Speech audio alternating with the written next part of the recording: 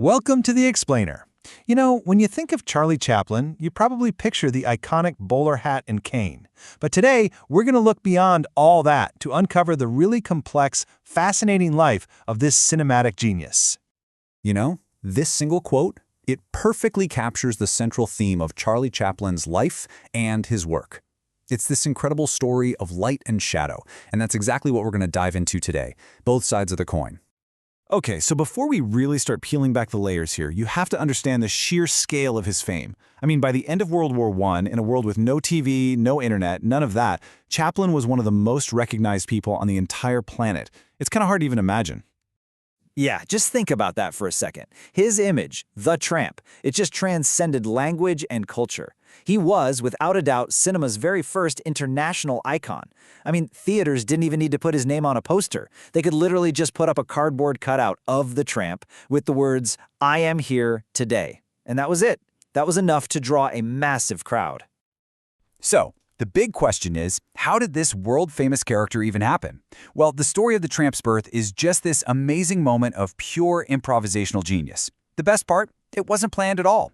It was basically a happy accident that changed everything. You see, he wasn't even sold on a film career. Not at all. He actually thought, hey, making these movies might just be a good way to boost my profile. You know, become a bigger star back on the vaudeville stage. He saw the whole thing as just a temporary gig. And this is where that quote comes from. It's a great story. His director, Max Sennett, basically just told him, go put on a comedy makeup for a film called Mabel's Strange Predicament. So Chaplin raids the studio wardrobe and boom. In that one moment, he spontaneously created the tramp. The character was fully born before the cameras even started rolling. Just incredible. And this timeline, it just perfectly illustrates his meteoric rise. I mean, look at this. In less than 6 months, he went from being a total film newcomer, super intimidated by the studio and all that, to directing his own pictures as Hollywood's newest and biggest sensation. It was just an unbelievably fast ascent. But here's the thing. That lovable, resilient tramp character, he was a world away from the man who actually created him. The truth is, Chaplin's incredible art wasn't born from joy. It was forged in the fires of a truly, and I mean truly, Dickensian childhood. And this right here, this contrast is really the key to understanding him. That deep sadness you sometimes feel when you're watching his films, that wasn't just acting. No way. It was drawn directly from his own life, his own experience. The tramp's fight against adversity, that was Chaplin's own fight, just translated onto the big screen. His mother, Hannah, was probably the most profound influence on his entire life. Her own tragic story, a lost career, a mental breakdown, it just deeply, deeply shaped his art. He said later that it was by watching her that he learned everything, not just how to turn emotions into gestures, but how to really, truly study humanity.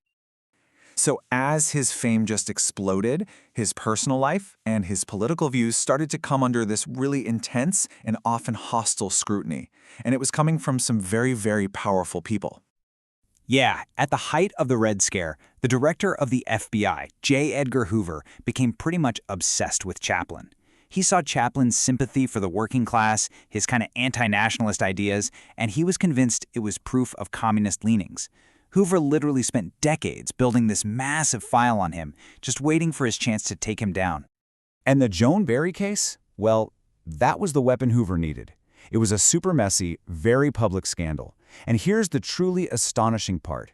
Even after blood tests, which were, cutting-edge technology at the time, proved definitively that he could not be the father, he still lost the case. The prosecutor just used these emotional arguments, the jury bought it, and Chaplin was publicly crucified.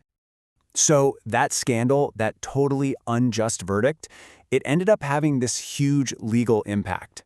It was so notorious, so obviously wrong, that it actually spurred California to pass new legislation in 1953. And that new law made blood test results the final binding authority in paternity cases, all because of what happened to him.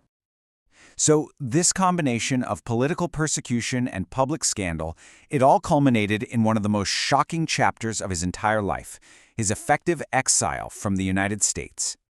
Okay, so get this. In 1952, Chaplin and his family are on a ship sailing to London for the premiere of his film, Limelight. 2 days into the trip, he gets a message. The U.S. Attorney General had just revoked his re-entry permit. Just like that, he was basically banished from the country he had called home for 40 years. And so he settled down at his estate, Manoir de Bonn, in Switzerland, and he never lived in America again. You know, the irony is just incredible. Time has really tarnished the reputation of his old enemy, J. Edgar Hoover. While Chaplin's legacy as one of cinema's greatest artists, it's only gotten stronger. He did return, but just once, to a hero's welcome, to accept his honorary Oscar. So in the end, Chaplin's true legacy, it isn't just the timeless comedy, right?